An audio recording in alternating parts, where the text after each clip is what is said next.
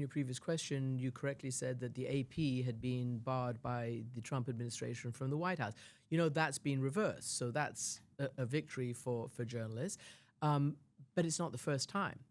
Back in the 1970s, and you can read it in any newspaper or in Katherine Graham, the publisher of the Washington Post, her memoirs, President Nixon had been overwhelmingly reelected, and then all this Watergate stuff happened, which the Washington Post was leading. The president and the executive hated the Washington Post, and they barred them from the White House. Hello, that was, however many years ago. So history keeps repeating itself. They barred reporters, they barred photographers.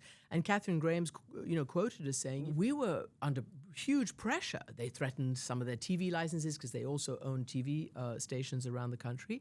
We were under huge pressure. We were scared because this administration had just been overwhelmingly reelected, and, they were coming after us. But, they stuck to their guns. The Washington Post stuck to their guns. By what? Telling an accurate, fact-based story. And, everybody realizing that they were actually telling the truth. When you ask about, do we stand up for our own craft? Well, I spent my whole career, it seems to be, standing up for my own craft. We have a free press still in the United States. We have a First Amendment. But if we do not defend it, then we will be as culpable if it's lost. It'll be on our heads as well. And I think that's the same for many, many, many institutions. You have to defend what you believe in.